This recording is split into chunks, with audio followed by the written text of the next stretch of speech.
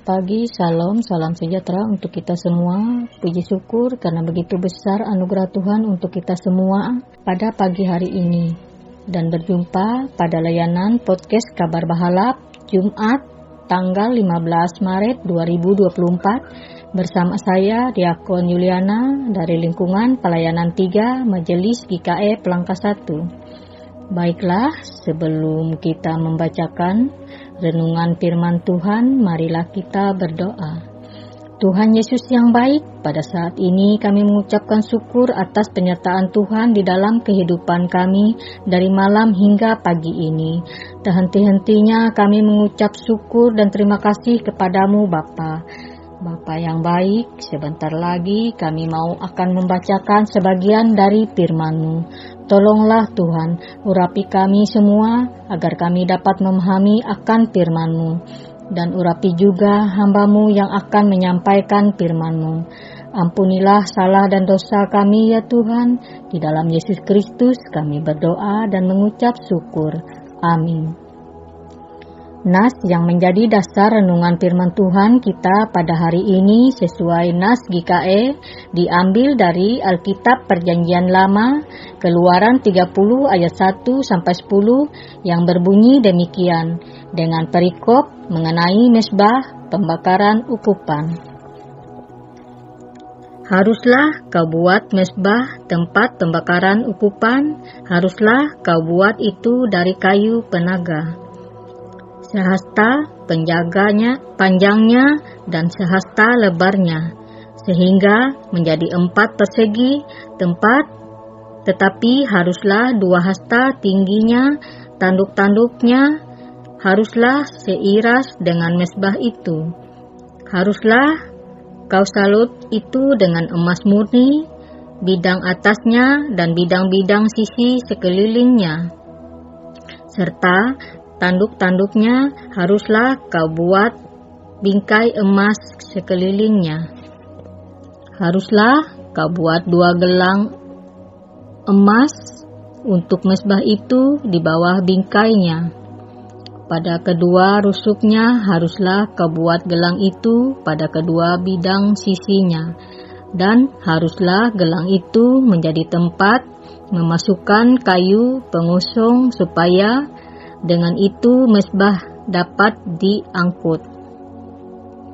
Haruslah kau buat kayu pengusung itu dari kayu penaga dan kau salutlah dengan emas. Haruslah kau taruh tempat pembakaran itu di depan tabir penutup tabut hukum, di depan tutup pendamaian yang di atas loh hukum, di mana aku akan bertemu dengan engkau. Di atasnya haruslah kau membakar ukupan dari wangi-wangian tiap-tiap pagi. Apabila ia membersihkan lampu-lampu, haruslah ia membakarnya. Juga apabila Harun memasang lampu-lampu itu pada waktu senja, haruslah ia membakarnya sebagai ukupan yang tetap di hadapan Tuhan di antara kamu turun-temurun. Di atas mezbah itu janganlah kamu persembahkan ukupan yang lain ataupun korban bakaran ataupun korban sajian, juga korban curahan janganlah kamu curahkan di atasnya. Sekali setahun haruslah Harun mengadakan pendamaian di atas tanduk-tanduknya dengan darah korban penghapus dosa pembawa pendamaian. Haruslah ia sekali setahun mengadakan pendamaian bagi mezbah itu di antara kamu turun-temurun. Itulah barang maha kudus bagi Tuhan.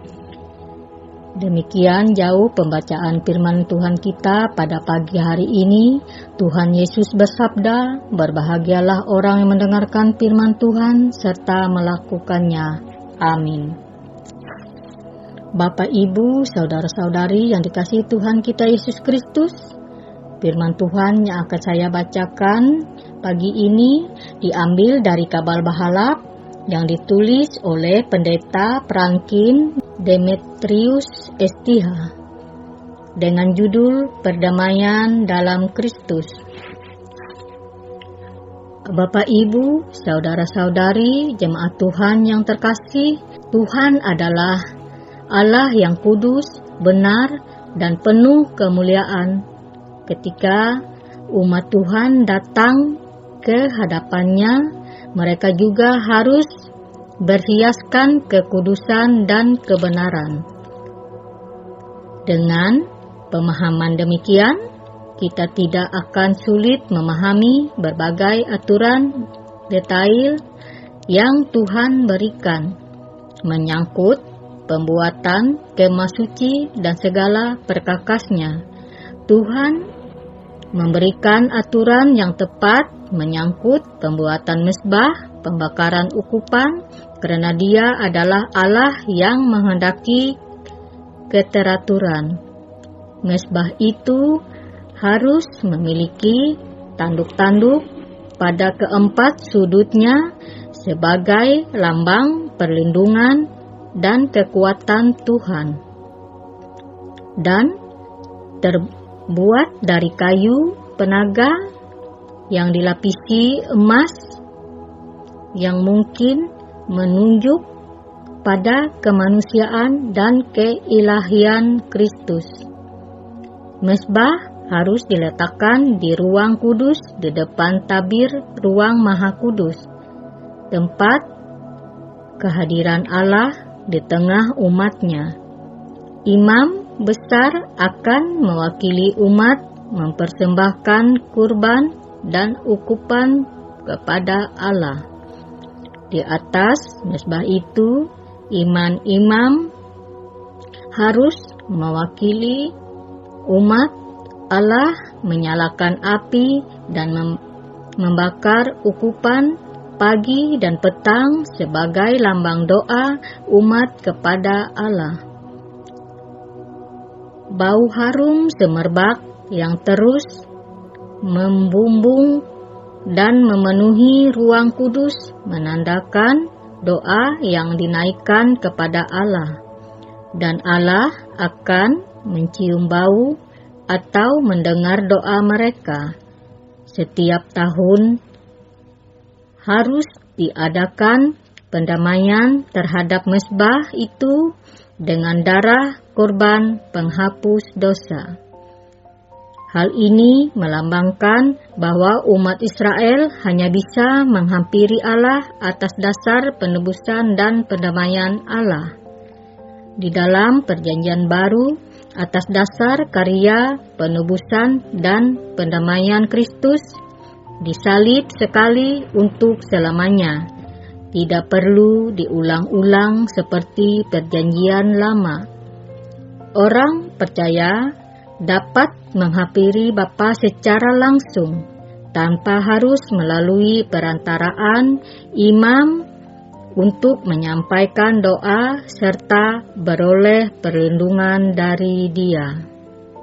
Maka, marilah kita menyediakan waktu secara khusus setiap hari untuk bersekutu dan dengan Tuhan dalam doa dan menghadap Dia dengan penuh kesungguhan dan kemurnian, karena Kristus sudah menjadi pendamaian bagi kita.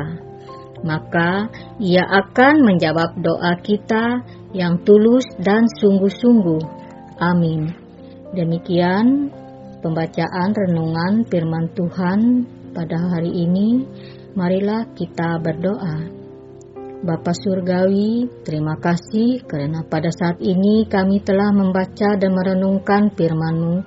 Semoga firman-Mu yang kami dengar pada hari ini dapat berguna bagi kehidupan kami, terlebih-lebih bagi dan menguatkan iman kami.